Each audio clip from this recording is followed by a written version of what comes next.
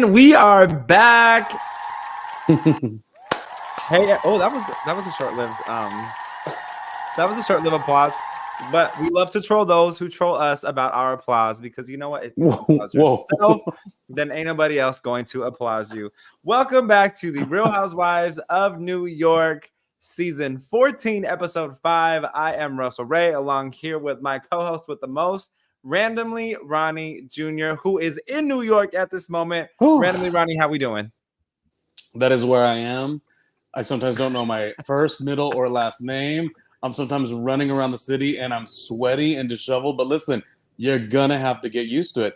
I really enjoy talking about this show. I think episode number 5 was fun. Definitely did not pack as much of a punch as some of the others. But Real Housewives of New York, this new era, I like the girls. I like this cast. I think they all play well off each other. And my highlight, we'll get into, is Aaron and Jessel and this awkward conversation that I'm totally feeling. Yeah.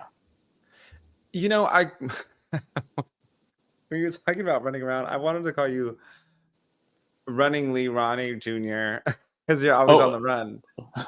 Always on the run, Randomly Ronnie. That's what we're going to call you. Always on the run.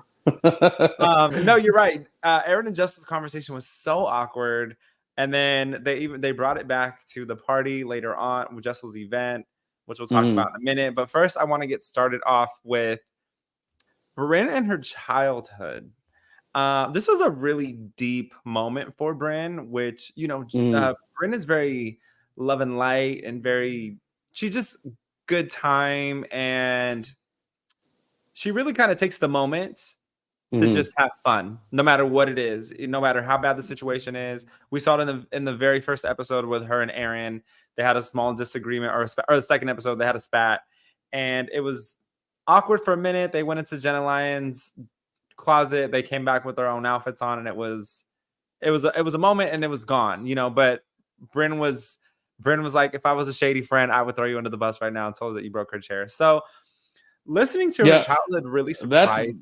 It allows for so much chaos and so much Brynn-isms. So then when you get to like her real, you know, deeper parts of the story, you're just, whether you know and relate or whatever the case is, you still are like listening. So I thought that was what was powerful about the scene, is that you were at the edge of your seat because you're like, well, okay, this is more layers, which I think we all want to see on these Housewives, or any cast member for that matter. I 100% agree. You know, I when you think of Brynn, you don't see that trauma that she went through. You don't see through her in that aspect, and it really caught me off guard. And to find out that she would be left for 6 days on end, and you know, there's just a lot there to unpack.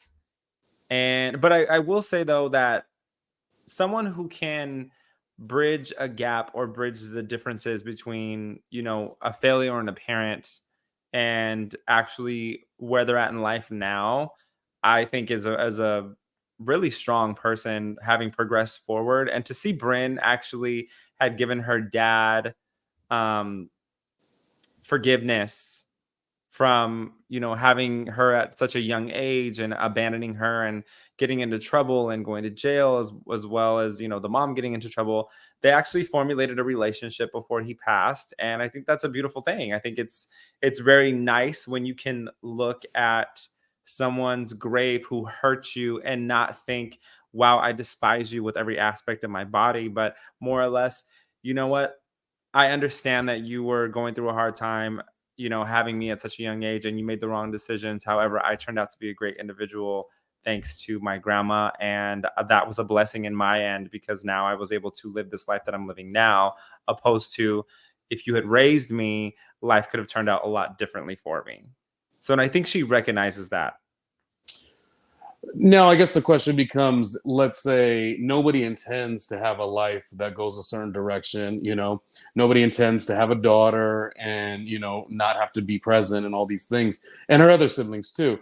But I guess the question is, do you think that person that, you know, when she's mentioning her father, like, is it a given to get that grace, or is this just something you feel like Brynn was very kind to have given that? And do you also feel like it was therapeutic for her, because I got to tell you, I know that they state you really shouldn't keep everything in, but I don't know Mhm. that necessarily everything is just, what did she say? I choose happiness, and it is beautiful. But I just want Mhm. to know what you think about that, because I don't know that every case is available to that. I don't know. What are your thoughts on that? What do you mean? Like for the individual themselves, or are you talking about maybe? Are you talking about if someone is in Bryn's shoes?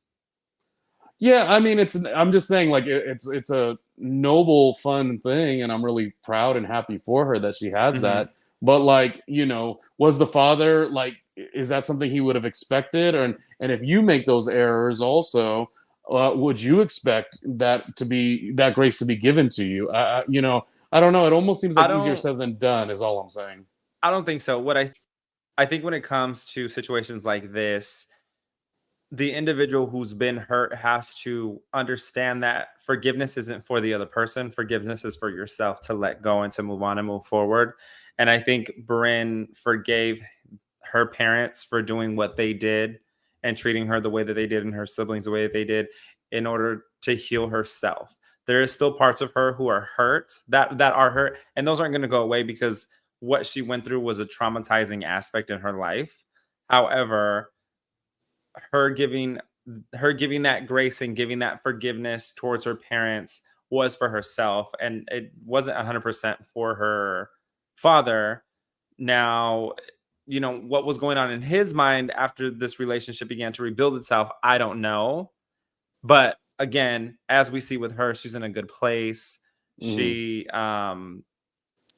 she's she's been almost tied down multiple times because Three times, yeah. she's a keeper, right? So everyone wants the person that they can't have, and she is Hmm. definitely a 10 on every aspect, personality, smarts, looks like she has A, everything going for her. a complete 10 you're giving Bryn. I'm giving Wow. her a 10, an Well, entire 10. You want to know why?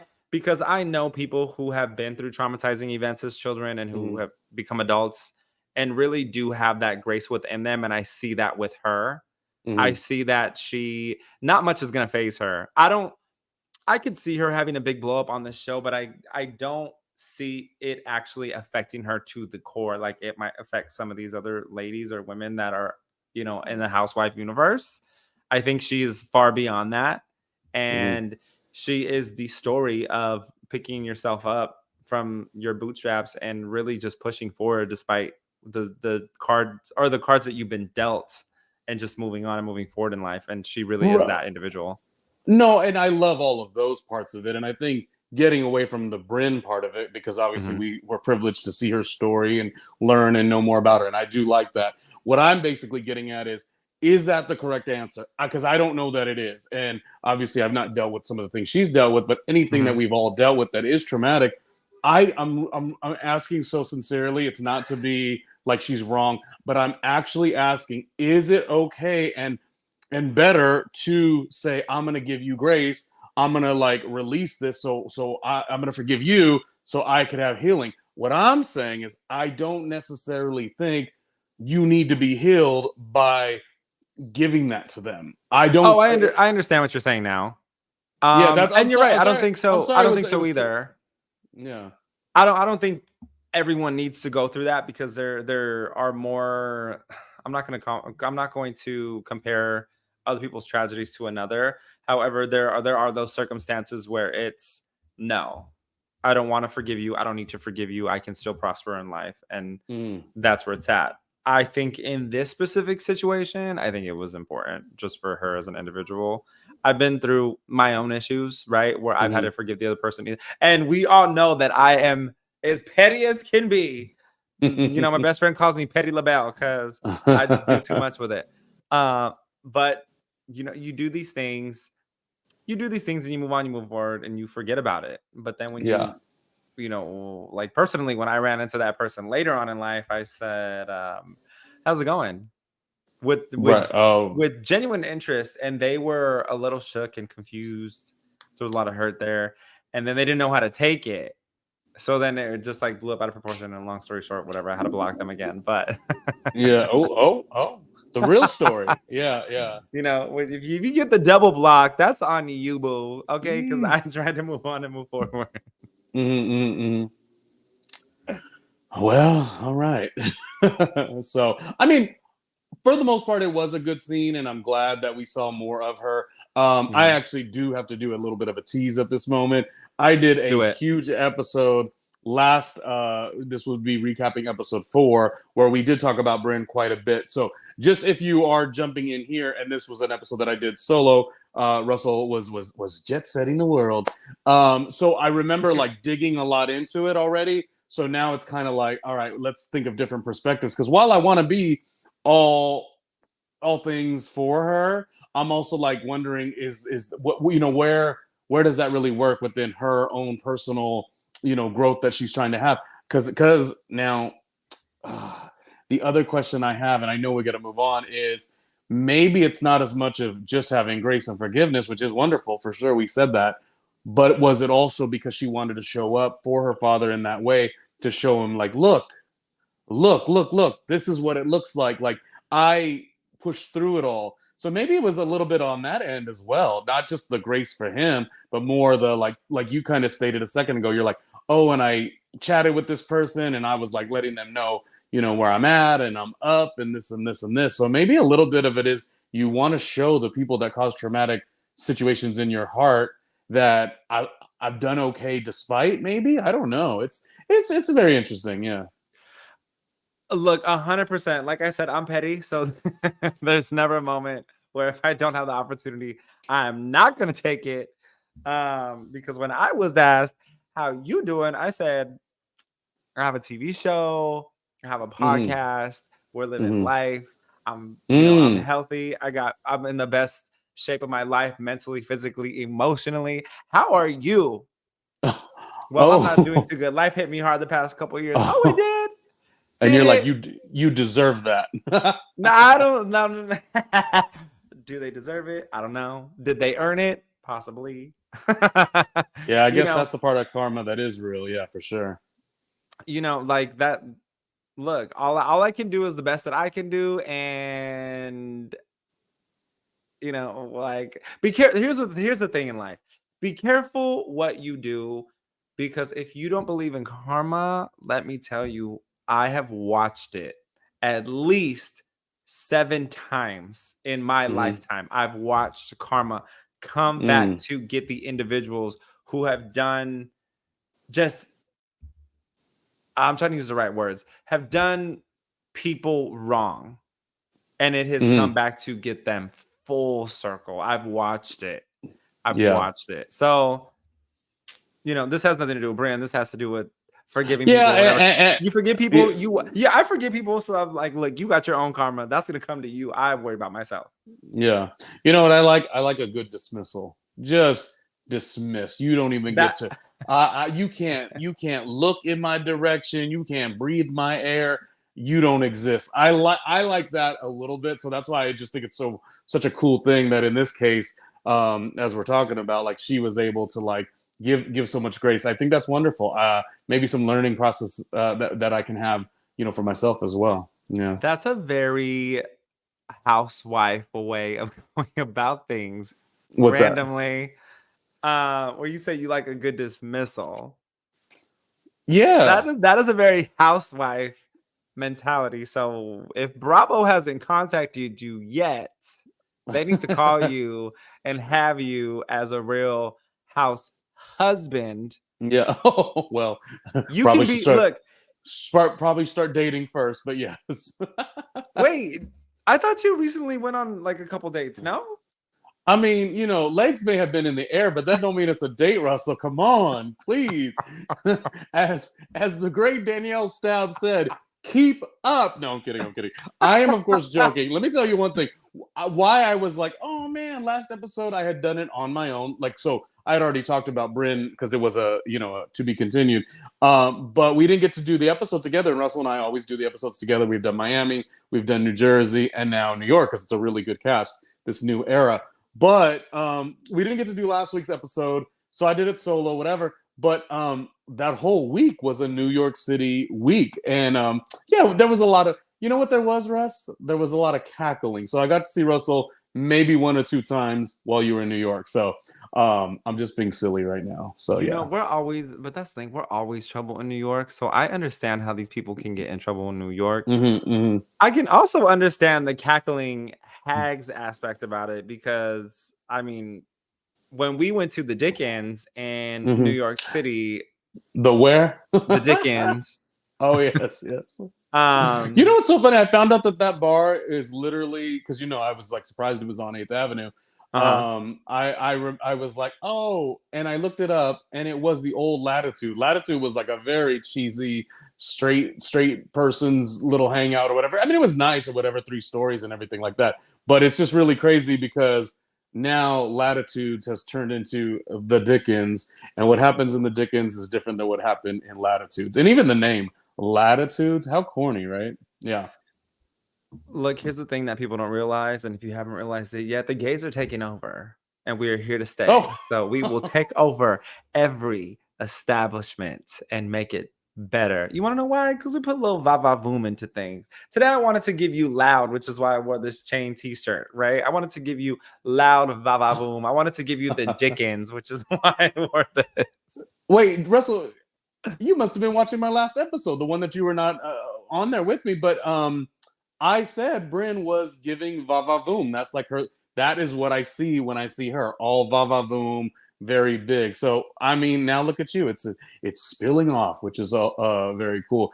Yeah, of course we're taking over, Russ. Let me say, I was at Reese Beach the other day, and Oh, yeah, the girls are girling out there for sure. I can't believe I said it that cheesy. The girls are girling. Okay, I need to be dismissed. this is I was almost going to say this was a different network that you and I have. Anyways, this Yeah, is a moving Real on. Housewives of New York recap exclusive. Mhm. Tell us more about this beach randomly. No, I mean it was just a beach, and it was like a lot of it was topless as well, and it was a lot of speedos, and Oh, it was lot of big old things. If you like big old things, you might see a big old thing. Yeah, a lot of wait, drinks. I didn't realize we had topless beaches in New York. Yeah. I mean, well, That this one is I went to. I had never actually been to Reese Beach. I always wanted to go. okay. And Reese Beach is, a little bit of a commute. It was a little bit of a trek. And Fire Island is still on my to-do list. But I had to go to Reese Beach. I wanted to go to it. It's in Queens. Yeah, yeah. Is it in Queens? Well, wherever it is, once you walk by, you won't miss it, is what I'm saying. Now they got the other side, the regular side, but this was a scene. So yeah, So how do far it. is this from the Hamptons? Is it a great distance from Oh, the Hamptons? it's a great distance. Yes, it's in a whole Okay. different. Yeah. This is not. This Well, is. you know me. I'm very much a city boy. So when I'm in New York, I'm always in the city. I'm always in downtown. I'm never on the Yeah, coastline. Or if I'm yeah. if I'm on the coastline, I'm in Boston. You know. Okay, So okay, I'm just all right. curious so the viewers know what they're getting themselves into.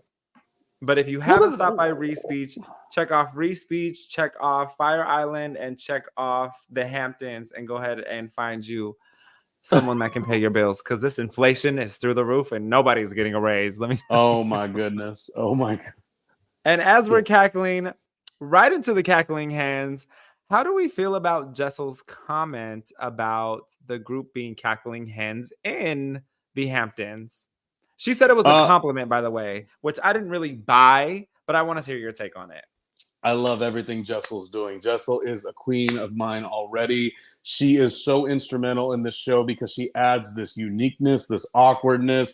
Even watching her on Watch What Happens Live, because she was the guest on Watch What Happens Live after this 5th episode, that's really, at least it seems, who she is. She's marching to a beat of her own drum.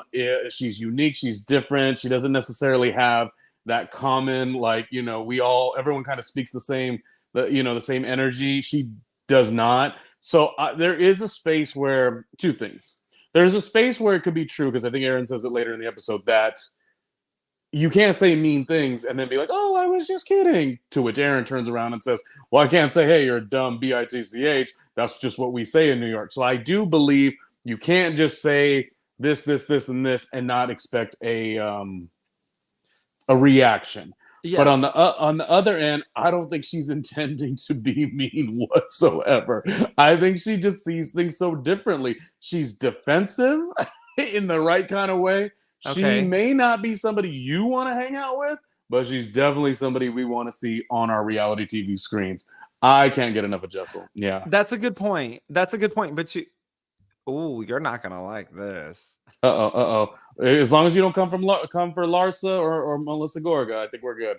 I'm going to say that Jessel. It surprises me that you. Oh, here's the question: do you like her, or you like her for the Bravo TV screen? No, I like her too. I mean, Okay. it's mostly, I'm never going to do a comparison because everyone's so different. I'm only going to do a comparison because not everyone seemed to love her like I did.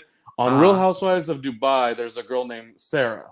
Mm-hmm. Sarah is phenomenal. And what meets the eye, a lot of people, when they judge housewives or cast members or whatever, they think the cast member needs to be huge and big for them to be good for the show.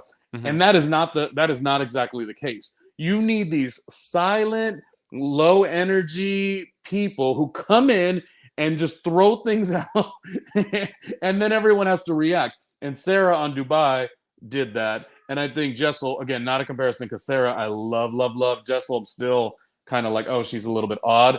Mm-hmm. But you need these characters. So if you were to ask me, would I go get coffee with Jessel in the upcoming neighborhood that is Tribeca, which was asinine? I mean, could you believe the ludicrousness of it all? I still would go because I want to be entertained, and Jessel entertains me. Yes. Here's the reason why I said you're not going to like this, because I felt that cackling Jessel hag is drawing parallels to Jennifer Aiden from the Real Housewives of New Jersey. Oh my God, is the show over? The show here's the thing. Here's why. Because what? Jennifer, what are you Aiden gonna call says, her Ramona next too? What? I would never call anybody Ramona. But I will say the reason I was drawing parallels was because Jen Aiden is known to say inappropriate things that the cast doesn't agree with.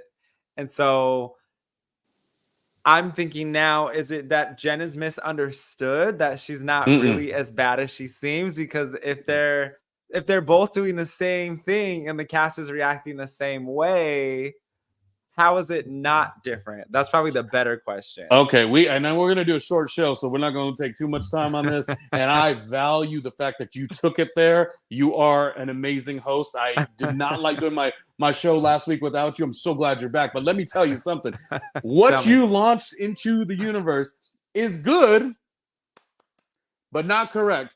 Because it's not correct. It's not correct because Jen is over here with a notepad trying to be, this would be unique and this would be different. And I'm just going to say this and they're going to react. What did she say in Ireland? She said, Jen Aiden, one of the worst casted people, very corny.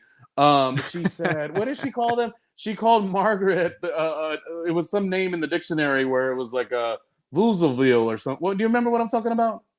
Vaguely, because these episodes just pile on and they just keep coming and they're just like left and right, and then we do our things, and then you and I work, and so it's very vaguely. I do remember. Well, she said something, and I think when you look it up in the dictionary, it was like big, ugly creature with like hair everywhere. Or something. It was something that she said she thought would be funny. It was totally pre-scripted. It was no good. Now Jessel, on the other hand, the world that she lives in, just for quality entertainment alone, I would like to go to Jesselville. Last week we talked about Uba because Uba said, I'm in Ubaville and I want to just, take my career to the next level. She was sad about her mother.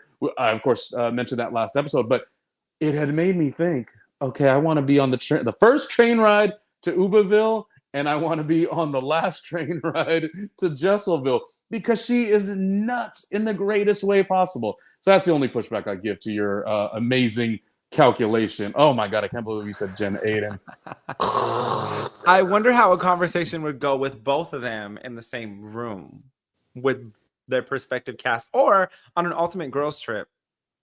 Don't you try to get Jen Aiden Here's the cast. thing. And I'm not even in a comparison type of way, but I want to see, would they get along on an ultimate girls trip, or would they be like, ew, we don't like each other. I'm interested in that, because you know me, my mind is always going into production. I always want more, but in different aspects. And what makes a good talent agent is when we can mix things together and make a good show. So I'm just curious if it would be a good show if Jen was with Jessel side by side.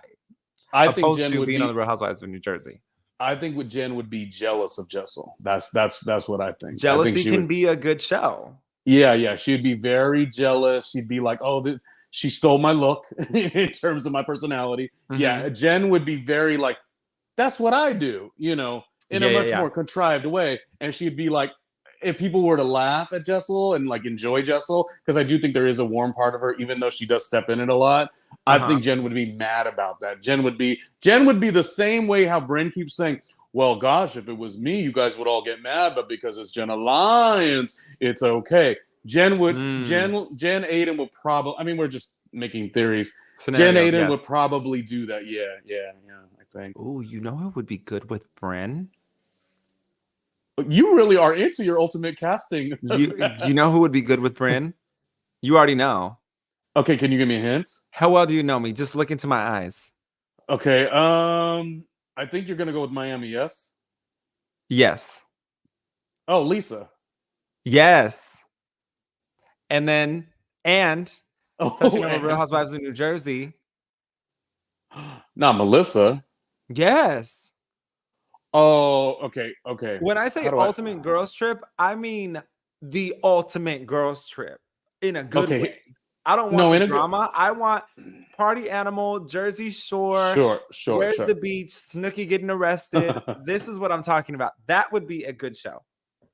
We don't have time to do a side note, but I'm going to do one quick side note because I work really hard on my channel, as does Russell. Please follow, subscribe, comment, all of our stuff.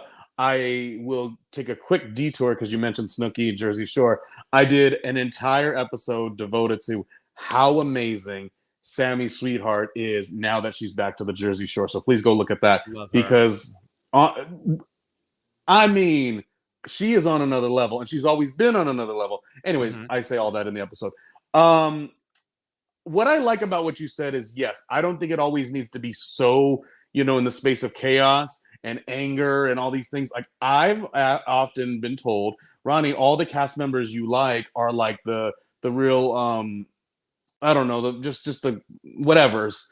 They just, like polarizing, I guess. But what I always say is, I like the pretty girls. I like the Kenya Moore. I like the Melissa Gorga. I don't know what to tell you. I like the girls that, they go out, they do the show, they have a good time. My only pushback, and I say this as a friend, you're going to fix your mouth right now and say that Bryn is on the level of Melissa Gorga. Bryn is on the level of Lisa Hashing. I'm not, if that's what you think, I'm totally down for your opinion. But, bro, that's a big comment, don't you think? I don't think so, and I'll tell you why. Because that would be like saying that I'm not on your level because you have 25 years in radio. Oh, he just aged me. But no. Okay. But think maybe not 25. Yeah. But you and I have a good show here, right? Yes. So just because we have different experiences, you have experience being on air in multiple aspects, both on radio, television, working with the great Jenny Rivera. So like you have all of that experience. I have like, No. I have a little bit of experience over here on this end, but we make a good show, right? So yes. Melissa Gorga is the veteran of Housewives, and Bryn is the newbie, like the sophomore freshman, right? And that's me. I'm like the sophomore freshman. You're like the senior varsity, and Melissa's like the senior varsity, but they can have a good show just like you and I can have a good show. Well, it doesn't necessarily mean they're on different levels. Okay. You know what? You see where I'm coming from? You served me. I will basically shut up the rest of the episode. Real quick as a note, YouTube.com/Ronnie Media page. If you want to see a clip of the episode Russell was talking about, Jenny Rivera's daughter, actually, the production was with her daughter and a radio friend of mine named Roxy, and I was, featured on that reality show. Their first, I think it was only one season, and then they reshifted everything. But that's to what you were saying. Just, I figure if you mention it, Russ, we got to tell people where to find it. Okay, we got to moving pitch on. it. We got to pitch it. And if you're looking for me, go ahead and head over to @RussellXRaymond all over the internet. You can head to my website, RussellRaySilva.com, and like, subscribe, follow. Hit up Randomly Ronnie Jr. @Randomly Ronnie Jr. He has Difficult Podcasters. He has Randomly Ronnie Media page. He has it all. He has it all. He has the YouTube Shorts. You can find me on the TikTok Anonymous. Find me. We're having conversations, and going into conversations, let's talk about Aaron and Jessel's awkward conversation. Ronnie, I'm gonna let you lead this because that was you were like, this is your thing. That was your title. Just in case nobody saw, go ahead and look on the screen right here. What does it say? What did I write? Aaron and Jessel's awkward combo. I hope I spelled it correctly. Yes, and I liked it last week too. Last episode 4 of season 14, it was the Jessel coming up there saying, "Oh, that was your grandmother. Oh gosh, that was really unfortunate." And then Aaron, I got to admit, though I love Aaron, I'm always going to be team Aaron. Because Aaron, I did the Watch What Happens Live as the virtual caller with Aaron. I never lived that down. But I also like Aaron. I think she is funny. I think she's a smart ass in the right way. Now, if we're judging, character, I think she has character, but also I think she's the perfect smart ass that you need for the show. And it already got me intrigued last episode. So this other scene, I was like, keep on giving me them, the weirdness, the uniqueness, the let's try to have a communication, but it's going completely wrong. And also, it does remind me of one of the earlier Real Housewives of New York episodes when, was it Bethany was talking to, was it Jill Ben Simone? Well, whoever it was, and the conversation ended, but then in order for them to leave the room, the other gal had to go pass by the other gal, and it was already so weird. That's kind of what we saw here, too. So, above and beyond the fact that Jessel's like, oh, Tribeca is a cute little city, and it's like the most expensive city ever, location ever. It's just, it's going to what I said earlier. It's subscribing to Jesselville. I am on the first train, ticket, first class to go to Jesselville because she is, of course, unique. And Aaron is just serving it up. Aaron's like, what? You mean to tell me I'm not for women? Like, even if that's not what was said, I am okay with the defensive cast member. I feel like taken after my own heart because I get defensive very easily. So this show is good, but it's becoming a little too therapeutic for me, Russell. So I loved it. Yeah. Did you find it a little interesting that I feel like Aaron broke the fourth wall, the fourth wall, right? 1, 2, 3, the third wall, fourth wall. The fourth wall, yeah. Yeah, fourth wall. Do you feel it was a little awkward when Aaron broke the fourth wall and she talked to the camera person and said, God, she's so awkward, or she said something of the fact under her breath? I was actually kind of living for that moment because they don't normally do that, but I also appreciate talking to us as the audience, like, oh my gosh, she's so awkward. Have a good night. That I love stuff like that. I like it too because it happened a lot in the family. What was the show called? The Family Karma was a show, and they broke the fourth wall a lot. But I feel like some of these shows get so excited about breaking the fourth wall, and it almost becomes done in a contrived way. Whereas this one was low tone, talking under your breath, knowing that I still have to return the microphone, I still have to finish the scene, but because this girl is so crazy that you all made me sit down with, I just got to let this off of my chest and say, okay, this was awkward. So in that vein, yes, I felt like this was a perfect minor breaking the fourth wall. In fact, I didn't even look at it like that. I didn't even really think of it as she did break the fourth wall. I think she was just kind of giving what us as the viewers were kind of already feeling and thinking, like, what in the F? What do I always say on our show? I know we're not supposed to really curse anymore, and I used to always say, so I'll abbreviate it, or not abbreviate it, but I'll bleep it out. I always say, you've heard me say this on our other shows, what in the F-itty-F, right? F-U-C-K, itty. Star.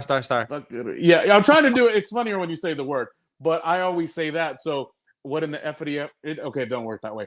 But the point is, I was already saying that. I was like, what in the F is going on? And then when she said it's awkward, we're like, yeah, we're watching the show. And it does remind you of old Real Housewives of New York when those original cast members, the Bethany's, the Jill, Countess Luann, and the, excuse me, Bethany, you can't call me Luann, you have to call me the Countess. He has to address me as such. Just that weird, awkward, one's living in this land and another's living in this land. And I think later in the episode, Erin says perfectly, she's like, yeah, it was like talking to a chat bot. It's like we had two different conversations with two totally different engagements or types of engagements. So it was really, Erin is still a winner on the show. I do think we're gonna get her in the edit as being the mean one. I don't love that per se, but sometimes the mean one is the one that people gravitate to the most, maybe even the star of the show. I don't know if I'd write her off as mean, but there is a snarkiness that's there in a televised good type of way that works in her favor. Yeah. Like there is a bit of snarkiness, which I love a good snarky cast member. I love a good snarky cast member because we know that we can all put on different hats and we sometimes love to be snarky. So there's that. And I also love her. I love the fact that she wasn't going to show up to Jessel's event and she decided to show up to the event so she can support women because Jessel had said, she felt like she didn't support women. And that was kind of an attack on Erin. And Erin's like, I'm not going to lay down. I'm definitely going to show up. Now, what I did find interesting is that almost most, or at least more than half of the cast did not want to or plan on attending this event. Oh, sorry. Lord. What happened? Woo! Sorry. Okay, I blinked for 4 seconds. What happened? Well, okay, he doesn't want to talk about it. I don't think you did anything wrong. I'll have to rewatch it. No. Well, I just got over being sick. Just so the people know, I just got over being sick. So like, I have this like post nasal going on, and now like this is kind of swollen a little bit. It was up here a couple of days ago. Now it's working its way down. So I'm doing like apple cider. So I kind of got to like, get the vocals stretched and expanded, which we're not going to go down that rabbit hole. So, and the next thing is we're going to talk about Jenna lying about the event that she had in regards to Jessel's fundraiser. She had a product that she was working with, and she was really flexing her PR muscle. I thought the event was beautiful. Same. I want to say one quick thing, which will tie into Jenna. And was she lying or was she not? Jenna lying, as Bryn said. I think going back to Erin for just 1 second, it's like, is Erin mean? Is she the what type of character is she? I think almost everything that she has done on the show so far, I've been like, okay, cool. Like, you're allowed to have an opinion. I think it's great.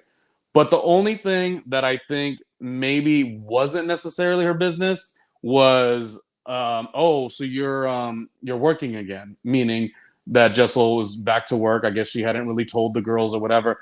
I don't think that Erin necessarily needed to like feel any kind of way about that, because if you're not that close, that's not for you to know, or you shouldn't be expected to get that information. And I think the same thing with Jenna. Jenna does not necessarily need to tell you what she's doing. If I say I can't make it, that should be good enough. That would be my one thing that I noticed in this episode. Not that they tied together. These are two different situations. I just wanted to bring it back up because, again, I am such an Erin defender. And I would say that was the one thing that Erin kind of stepped out a little bit, where I was like, Jessel don't need to tell you nothing. She doesn't owe you that. And I say that with love. Erin is one of my favorites. But also with Jenna. Jenna doesn't need to say anything. When they first did the announcement, Jenna says, "Oh yeah, I have a thing," and they were like, "Well, what is the thing?" And she's like, "I don't know. I just know I have a thing." Love that. No, I love that. It bothers me though when people have the audacity to question, like, what gives you the right to ask me what I have going on in my life? If I tell you I'm busy, I'm busy, and that is that. That's all you need to know. You don't need to know the ins and outs of my life. Plus, there's those people that, in Jenna's case, her son's coming over. They're going to do this whole thing, right? You know, there's certain people in the world that'll be like, well, why don't you just bring your son and stop in for a minute and then you can go ahead and have your night with your son, because they just don't know how to take no for an answer. So I don't blame Jenna for doing what she did. There's a couple things there. For one, Jenna's contract, even, well, I don't know if it was different, but even being sought after for the show in a way that she was the only name that everyone already sort of knew. Sai was an influencer, but Jenna was like, she held weight in the industry. So, I think maybe she kind of felt that she can flex her power, which I don't mind. Because to be honest, Jenna's, in the great words of Jill Ben Simone, this is the second Jill mentioned today. I'm up here, you're down here. And it's not in a mean way, but like, Jenna definitely coming into the project was in a different space. So she has, at least now, these early stages, she has the right to say, this is what I want to do. She's not thirsty. And I think there's a power in that. But going to what you're saying, Russ, yes, I have always thought that too. It's like, what are you doing? And if you say the word, oh, I'm not really doing anything, or I'm relaxing, maybe you say I'm giving myself self-care. Suddenly we have developed this thing where we have decided, oh, what are you doing? Nothing. Oh, can you come to da-da-da-da? Or, oh, I need you for... Bitch, I just said I'm doing nothing. Now, that doesn't mean I'm always doing nothing. That doesn't mean I'm always lazy. That might mean I've worked 75 hours this week, and this next set of, Sunday evening, I'm doing nothing. You don't need to hear where, why, or anything. It's I don't justify or owe you anything. I think the only trick with that would be is like, let's say I said, hey, Russell, Sunday, we're going to go to this thing. I want you to come hang. And you're very like, you can't. I have to take it for the face value. But maybe one or two little nudges to be like, oh, man, come on, can you? Are you sure? Maybe you could get out of that. Come on, come through. We're all going to hang. Like, it's going to be fun. That would maybe be the only way that it kind of works, is if you really show that you want the person to be at your thing. But no, when they say no, you got to let it be no. You just do. Yeah. And like, here's the thing, people. Stop asking people what they're doing. Why don't we pitch it like this? Hey, I'm having people over on Saturday. If you're available, I would love for you to stop by. If not, no worries. What are you doing on Saturday? Because I feel cornered. When people ask me, what am I doing? My first question is always, why? Yeah. Why? Yes. What's up? Yeah. What's going on? Well, I want you to attend my grandmother's recital with me. Absolutely not. I'm busy. I got things I got to do. We got to paint the whole house. It's the craziest thing. We got to paint every room in the house on that Saturday. So I can't make it. And Lord forbid you have a truck and they're like, oh, can you help me move? No, I can't help you move. No. Well, you're not doing anything. No, I'm doing nothing today. That in nothing means you will not be helped. You won't get my truck to help you move. You could call such and such and such and such. But this one, you can call right. Home Depot. Yeah. They got trucks for $20 for the day plus mileage that you can rent. Go ahead and do that. Yeah. Hey, I know you're going to get into the next part. I just wanted to say one thing that I also really love. I mentioned this briefly, maybe on 2 other episodes or whatever, but the point is, I like how these cast members are letting a couple words happen in a conversation, and they're jumping in so quickly and saying, so you're calling me a princess now? It's like, whoa, she was just trying to communicate with you, and you went there. Yeah. I love that level of defensiveness. Only one who is also defensive at times could relate. And then the same one that developed a little bit, and you mentioned how it made Erin want to go to the party, even though her child was sick, because she wanted to show up for women, because she was sort of cornered. And she jumped in and said, so you're saying I don't support women? Which, I mean, it's tough or whatever. But as a viewer, I'm like, oh my gosh. I have been guilty of being that person. Russell could give me good, like, constructive criticism. I'm like, oh, so you're saying blankety blankety blank? And the other person's like, Ronnie, no, I'm just trying to help. And I'm like, oh, so you need to help me now. Did it sound like I needed help? I think maybe that's just a Hispanic thing that we were raised with. We tend to question why. Why? Yeah. What do you mean? Why do you mean that? What do you mean I need help? I don't need help. I can do it on my own. Yeah. Do you want? Oh, I was gonna make some dinner. Do you want to come over for dinner? Oh, you saying that I can't make my own? Oh, you saying I don't know how to cook and I don't know how to season my food? Yeah, you're not the only one who can make tamales. Okay, look, And look, Oh my gosh. stop selling your mother's tamales for $20 Uh-oh. a dozen. Stop it Mm-mm. right now. Stop it right now, because people be selling their mother's tamales all year long. Oh But when gosh. season hits, selling their parents' tamales, mind you, like putting in absolutely no work and just Mhm. volunteering. But we'll get into that another day. But this is Thanksgiving, so it kind of tied in together with the episode because Thanksgiving is the time usually where everyone's, my mom's selling tamales for $20. Inflation, Yeah. $25 a dozen. It's like, is it really worth $25 a dozen? I don't know if that's Yeah. worth that. If there's a fingernail in here, I don't know if it's worth 25. It's a No, garlic. the thing is about this show, and we'll get to this Jessel's actual event, which I did think was great.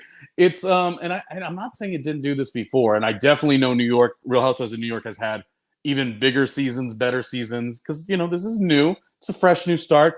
But what it is doing is it's allowing, and maybe it's our age group, Russ, I'm not sure. I'm over 40.